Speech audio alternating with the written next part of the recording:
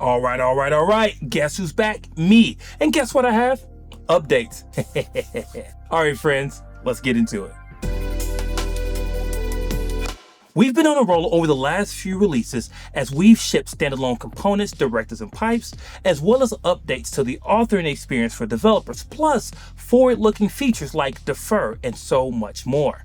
We are relentlessly pursuing the goal of making Angular the best way to deliver web apps with confidence. From a developer experience point of view, we've shipped important new features like making standalone the default in version 19, which means that apps no longer need to include standalone true in the component metadata.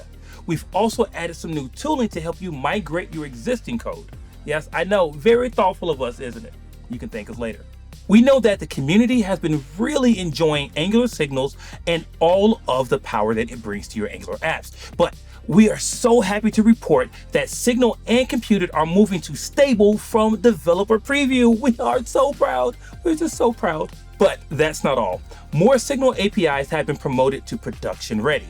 That includes input, model, output, view child, view children, content children, and content child. All of these have made it to the big time. Okay, check this out. We have a couple of new experimental APIs for you to try out. Meet link signal and resource. Use link signal to create local state like a signal, but this state is linked to a computed expression. And resource is our effort to create a signal API that lets you work with asynchronous values like data from your server. Now, these new APIs are rad, so definitely check them out. Oh, and one more thing. We're giving you tooling to help you adopt signals in your projects. We know that you're really gonna love it. Now, there's a lot of cool stuff to try out, so head over to angular.dev to learn more. All right.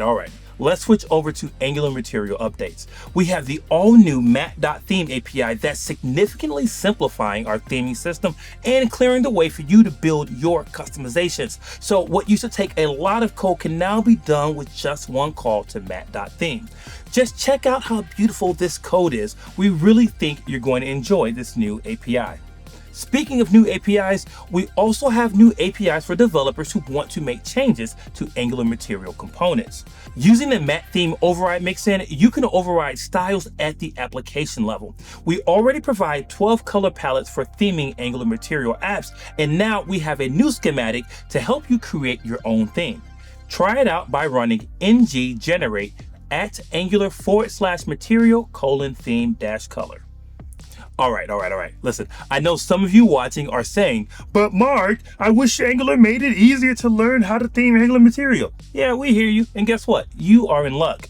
We have something rad to show you. First, we're adding a new tab to each component on the material docs that'll give you the details on how to override styles.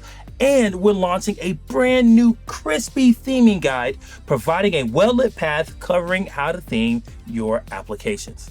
I know. Another cool feature. Isn't it great being an Angular developer? Guess what? Here's one more bonus feature. We now have a time picker in Angular material. You've been asking for it, and now you got it. Enjoy. To get started with any of these updates, head over to material.angular.io. Okay, friends, last but certainly not least, we're proud to introduce Incremental Hydration, the next generation of hydration from Angular. Incremental Hydration enables developers to render the main template on the server, but leave it dehydrated when it is shipped to the client. Then, based on your logic, you can hydrate that part of the template dynamically.